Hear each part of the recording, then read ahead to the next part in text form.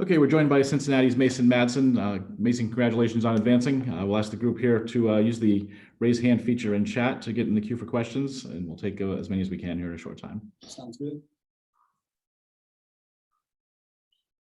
We'll start with Justin Williams, please. Mace, apologies for hitting you with a two-parter, but what can you tell us about Keith Williams, and then what was just the plan for the rest of you guys there down the stretch in the second half? Yeah, Keith, he's still being evaluated for an injury, and so I can't say much on that. I don't know much about what's going on. And then what was the second part? Sorry. Knowing you guys didn't have him, what was, especially all you young guys, what was the talk and the approach going down the stretch that second half? Yeah, we came into so I didn't even know he was hurt, and then all of a sudden I'm looking around the locker room, and Coach B's like, if we don't have him, we'll be fine. And just kind of the message was like, we've kind of battled adversity the whole season, and we've been better because of it. And so this is nothing different. And so I'm just really proud of everyone for the way we responded. And some guys stepped up down the stretch for sure. Keep Keith's season alive. We'll go next to Brendan Seijo, please. Hey, Mason, the young guys on this team just coming together down the last month of the season after that COVID pause. I mean, you guys have saved the season. It feels like having these big games. What is it like to be one win away from an NCAA tournament berth with this freshman group? Man, I mean, if you told me like 2 months ago that this is where we were going to be, not that I wouldn't have believed it, but it just, at that time, it probably seemed far-fetched, right?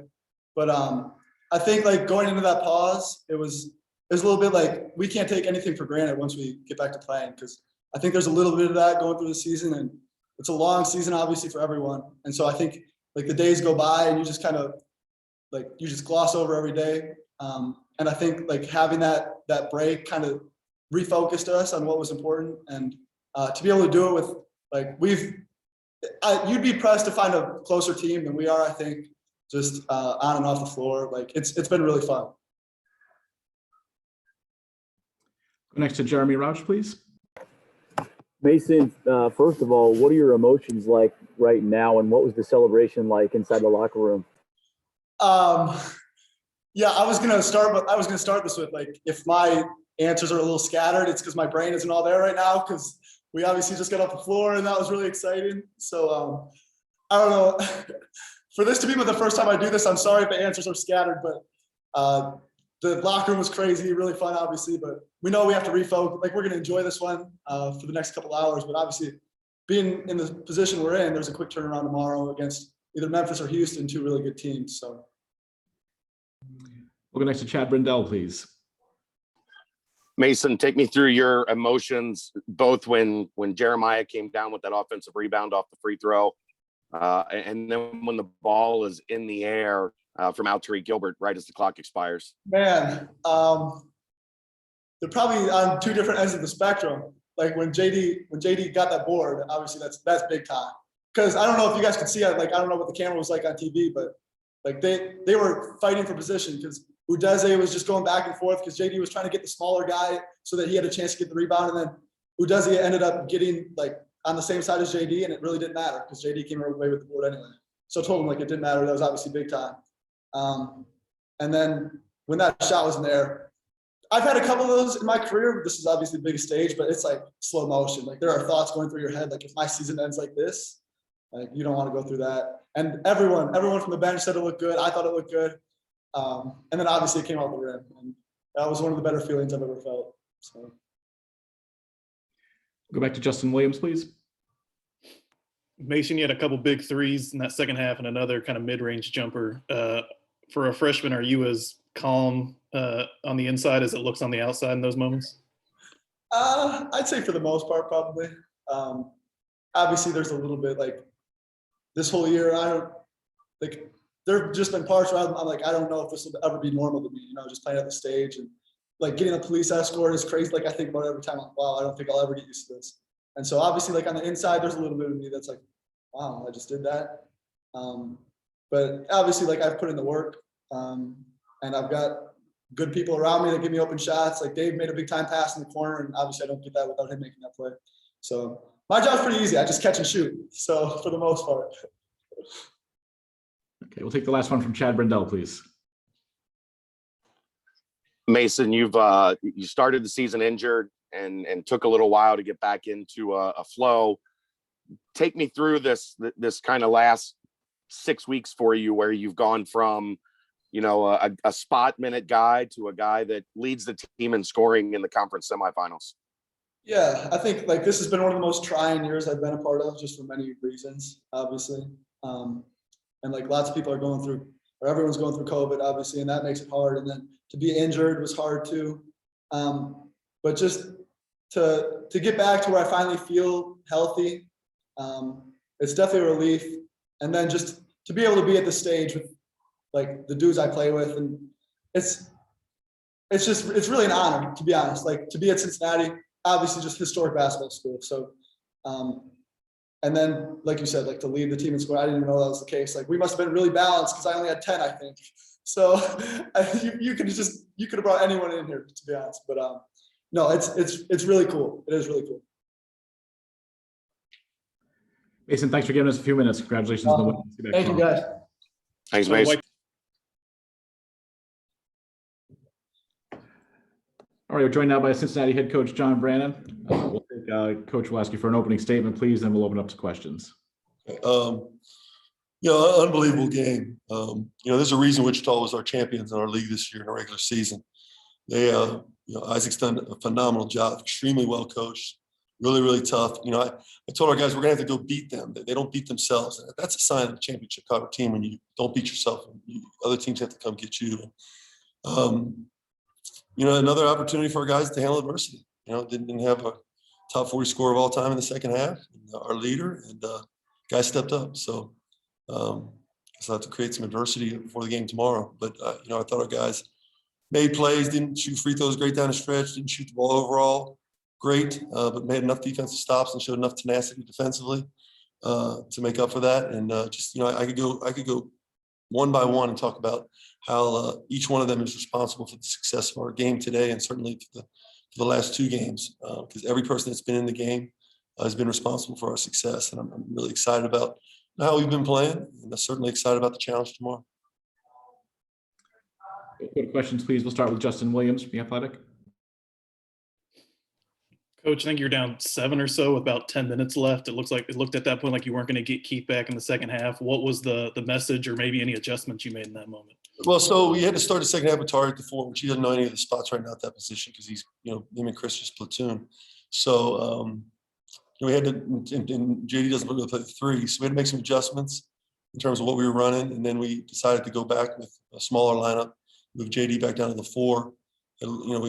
Thank goodness we got a little bit of depth at our guard positions, and we're kind of able to get guys in and out in order to keep fresh, and just kind of open the floor up and let him drive and kick. I thought David DeJulius really came into play in the second half. I thought his resurgence was a big part of why we won.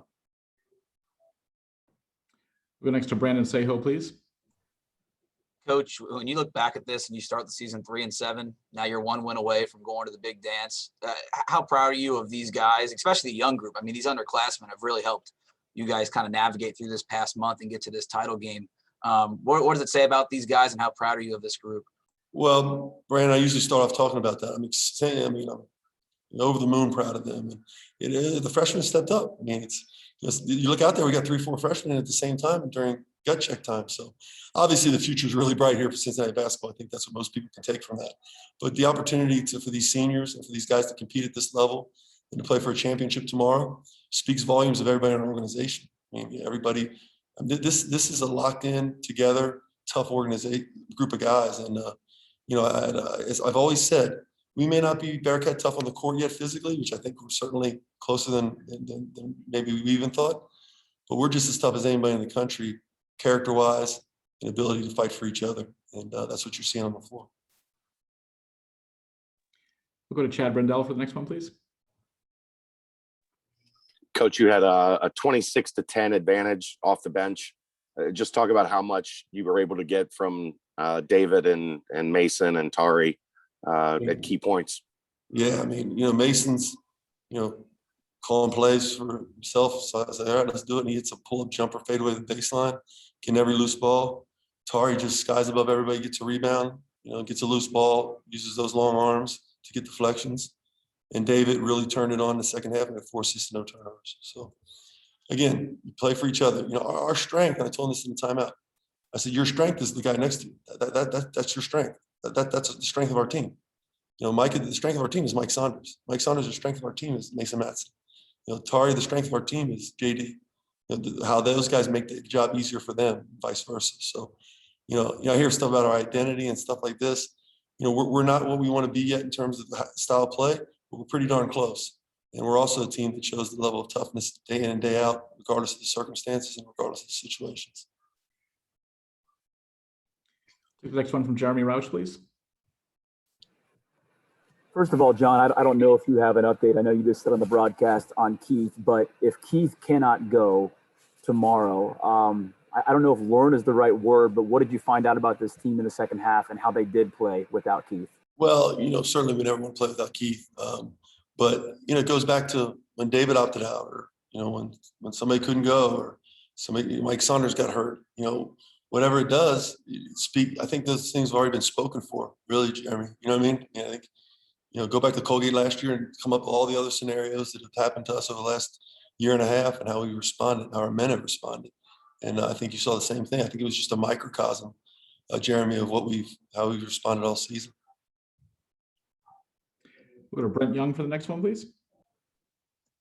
Hey, Coach. Wichita State had scored under 60 in only one other game this season.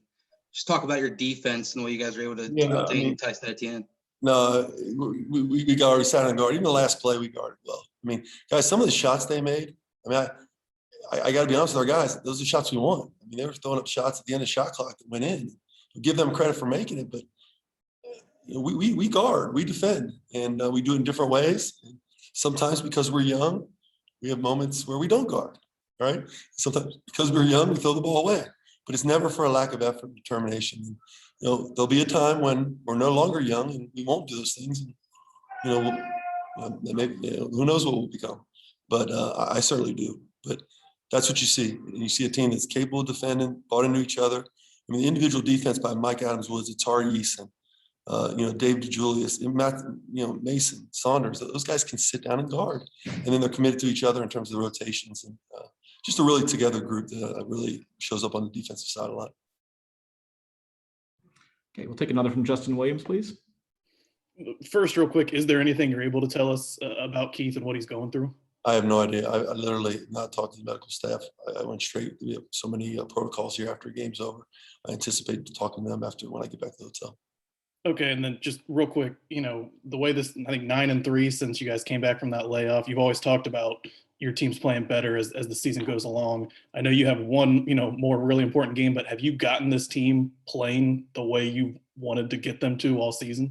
They're certainly playing the way we want to play. They're certainly playing the style we want to play, and they're certainly playing. This is what it looks like. You don't win in March unless you get that. So yeah, this is what it's supposed to look like now. Clean up turnovers, clean up mental errors, clean up some errors we make out of youth and out of. We don't run our sets well at all. We still find a way. We don't run our stuff well at all. So, and this group's teaching me, maybe you don't have to all the time, So, I think we're helping each other a little bit in terms of that. But yes, Justin, it's more looking like the way we want to. The tough, the grittiness, the togetherness, and certainly the style of play was. And I think that's how you win. That's how you win and advance this time of year. Okay, we'll take the next one from Keith Jenkins, Cincinnati Enquirer.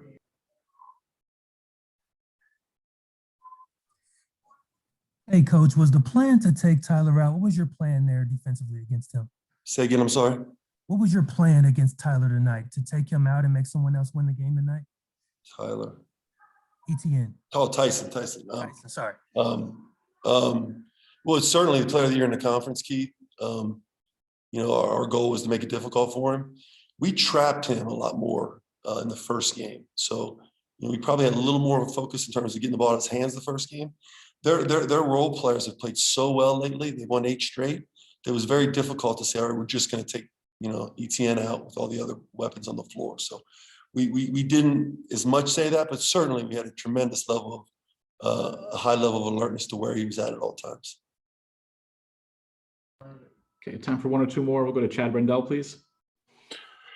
Coach, you won on the glass by 8 in the second half, including, I think, 3 straight defensive rebounds at the end of the game, and then the JD rebound off of Tari's miss. Just talk about the effort there and how much better you got in the second half on the glass. Yeah, I mean, JD that's what he does. He goes makes a play. Tari goes makes a play. I mean, that's what these guys do. They're talented, they're tough, but they're all in. You don't make those plays unless you're all in, free of your mind, body, and soul, all in.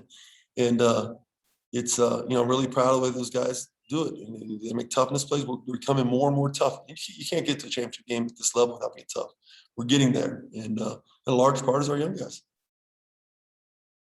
Okay, we'll take the last one from Justin Williams, please. What is it about this team and your style of coaching that has allowed your teams and this team to play so much better in February and March? Well, I think there's a maturation process, Justin. Let me start with the seniors. I think there's a tremendous support, there's tremendous character, tremendous. They're great teammates. Seniors are great teammates, so that helps the young guys be better players first and foremost. Then the young guys just got older. I mean, again, January is usually 20 plus games in, right? It wasn't this year, so it took a little longer. And I knew this team would continue to ascend. I knew it would, and it did because of the toughness and the character and the talent of it. These are talented. I mean, Mike Saunders, Micah, JD, Tari, Mason, Dave, those guys are talented. And Chris Vogt and Keith Williams and Mamadou are talented, experienced, and great teammates. So those guys can't show that without having those guys support them. And I think, Justin, that's a large part of why we've had success.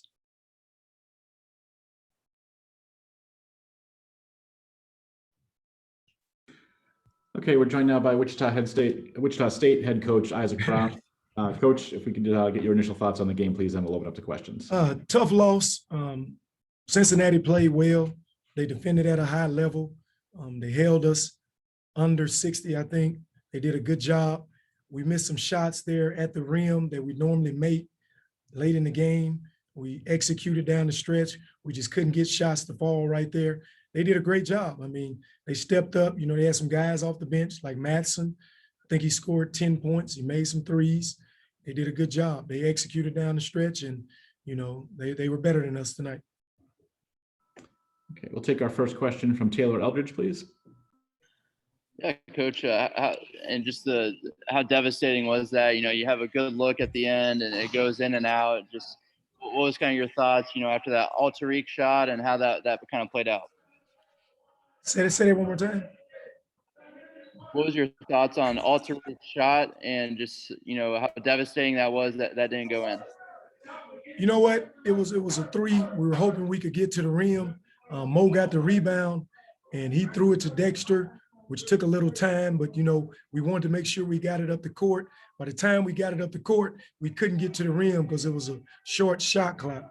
I wish they could have missed it and we could have brought it up quicker and tried to get to the rim. But it was in and out. Shot he normally makes, didn't make it tonight. We'll go to the next one with Chris Lilly, please, K-A-K-E.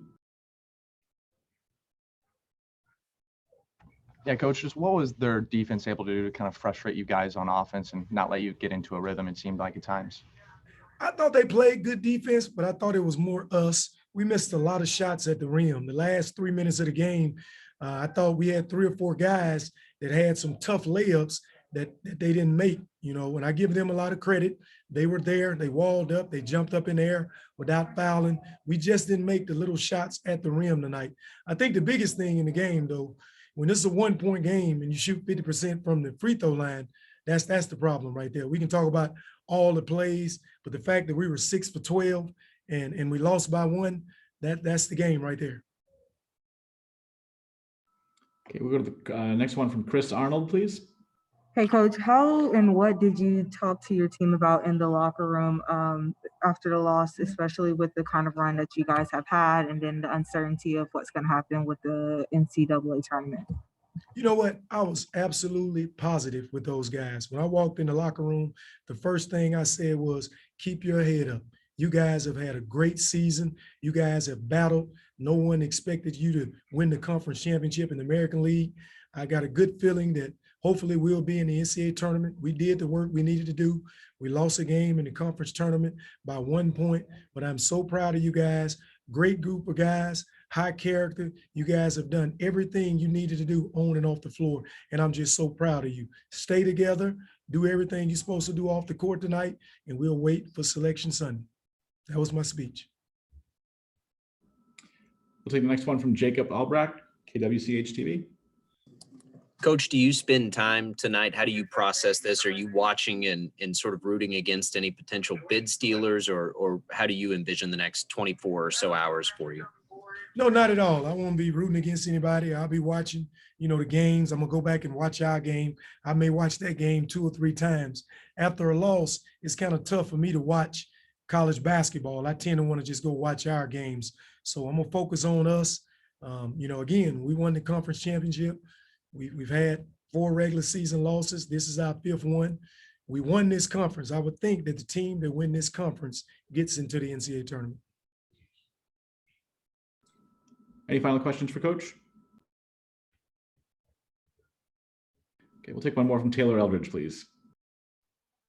Yeah, Coach, and we've talked all year about, playing close games and just finding a way to, pull it out at the end. Do you feel like today, though, that kind of caught up to you guys, just not just letting teams stick around and not, you guys get up 6 and not being able to shut the door on them?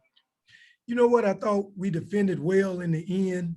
We were denying them, and they had a deflection by Dexter Dennis. They said it was off us. It was a tough call. Down on the other end, we're only down 1. We missed a free throw check. That took maybe 2 seconds off the clock. We had to foul again. Down 1, they missed another 1-and-1.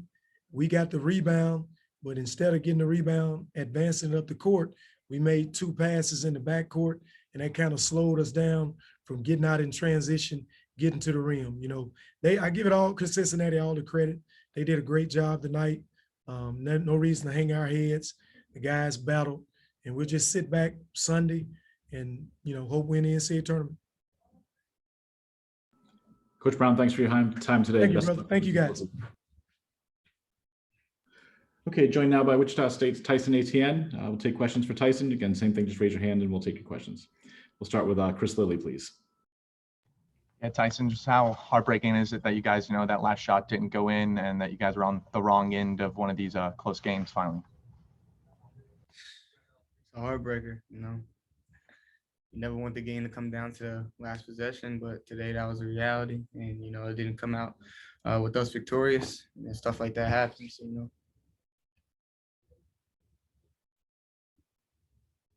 Okay, we'll go next to Jacob Albrecht, please. Tyson, this is new for everybody here, for this team really being on the bubble like this, having everything taken out of your hands. How do you think the next 24 hours or so will go for you guys in that locker room? Just gotta have faith, got to trust, Like you said, it's out of our hands, We built our resume, and, the committee's gonna make their decision. And whatever decision they make is the decision they make. I believe that we have earned a spot in the tournament, but, we don't make that final decision. I trust that, the good energy will come back to us. We put it out all year. I believe that we deserve it. I believe it'll come back to us. So. Go to Taylor Eldridge for the next one, please.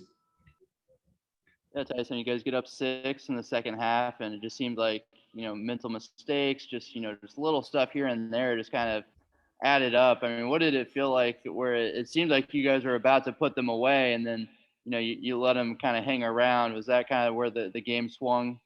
Yeah, they did what we do. Don't go away. They didn't go away. They kept fighting. They made some big shots and big plays. We still had a chance, within that last 8 seconds, it just didn't bounce our way. And that's how basketball is. You ain't going to win every single time. Obviously, you want to negate the small mistakes, but sometimes that's what's going to happen. You have to learn from them. Hopefully, we get a chance to redeem ourselves next week. Okay, anything more for Tyson? Tyson, thank you. Appreciate your time today. Thank you. Thank you. Okay, bringing now Morris Udeze. Morris, thanks for giving us a few minutes. Again, we'll take questions from Morris, starting with Taylor Eldridge, please. Yeah, Mo, just talk about just the emotions right now. You guys had such a good run. To come up just short like that, what was the locker room like, and just that moment right after that all-Tariq shot went in and out? All of us were kind of feeling down, but went to the locker room. Everybody's heads was down, but I just told them keep your head up. That it's still more to the season left, and tomorrow's gonna be a big day, and we and just all stick together basically. And the season's not going to be over. We're not going to end on that note. Take the next one from Chris Lilly, please. Yeah, Morris, you mentioned that. Do you think you guys have done enough to hear your name called on Selection Sunday tomorrow? Yeah, I feel like if you win the conference, how can you not get in the tournament? That's kind of how I feel. So if Houston, I mean, it just depends on what happens tonight, obviously, as well. But if it's just a one big conference, I don't get it. Like, I honestly don't get it. So we're just going to leave it up to the committee and just pray that we get in. We'll go to Jacob Albrecht for the next one, please. Yeah, Mo, Coach mentioned after the game, he told you guys to be proud of the season you've had regardless, based on where you're picked, even in a hard moment like you guys are in right now. Can you look at that and be proud of what you guys have been able to do? Yeah, for sure. They kind of picked us 7th place to finish first. And we all came together as one to just win a lot of games that people thought we could not win. So I feel like we did a great job this year, and I'm proud of those guys in the locker room right now. We're obviously sad right now, but we're going to pray tomorrow that we get into the tournament and our season doesn't end on that note. Okay, we'll go to Chris Arnold, please, for the next one.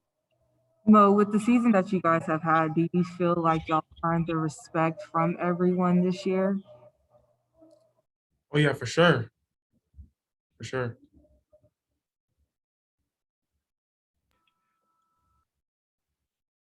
Okay, we'll go to Taylor Eldridge for the next one, please. And you guys have been so good at these close games, just, finding a way, whatever it takes in that last minute. So when Alterique's shot is in the air, I mean, you probably, what was the thoughts, what was going through your head, in that last minute, even when things didn't look great? Yeah. There's probably still a belief you're going to pull it out, right?